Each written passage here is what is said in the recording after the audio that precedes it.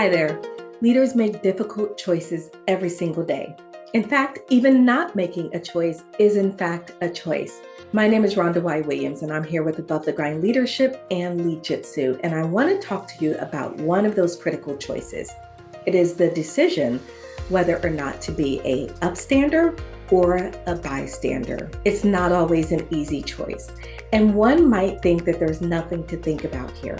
But in today's times, in workplaces that can be quite toxic and environments that can be unfriendly to differing opinions, I want every leader to know that you do have options. So how do you shift culture? Because being an upstander, being the person willing to stand up for what's right, being willing to stand on your principles and values, being willing to hold the alignment with the values that the organization says it has is not always easy.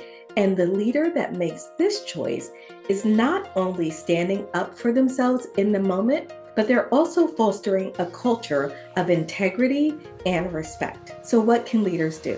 First, I encourage every leader to be a role model. People will watch what you do even more than they will listen to what you say. They are looking for gaps between what you say and what you do.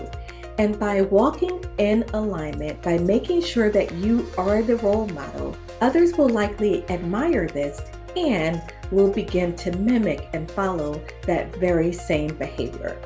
Second, be thoughtful about your timing. When you hear something that sounds egregious, sounds disrespectful, sounds like it needs to be addressed, it doesn't always have to be done in the moment.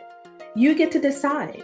Do you want to think about the conversation, figure out how you want to frame it, find a way forward before you actually sit down and have that conversation? Many of us as leaders feel the need to respond instantly, but that's not a sign of strength. Sometimes the greatest strength you can demonstrate is your ability to be thoughtful and when and how you will address the situation.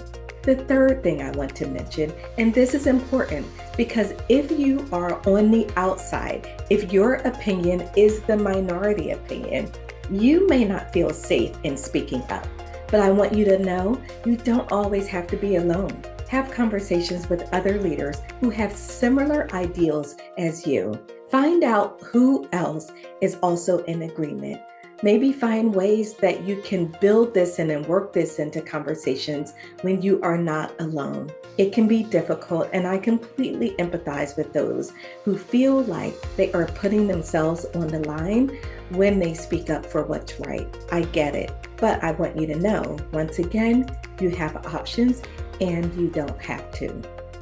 In this work that we do, I am hoping that every leader chooses to be an upstander and not a bystander. The decision for how you want to be that upstander rests with you.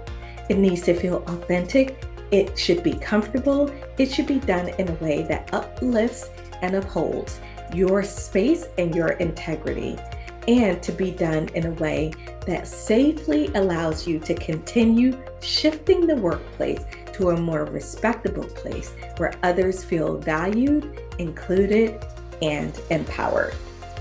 I am inviting you and your leadership team to have a conversation about this. How can we create those spaces? How can we respectfully engage in disagreements? How can we call each other out in a way that is supportive and caring? My invitation for you and your team is to enter the dojo. Let's have those conversations and begin creating a more robust and empowered workforce.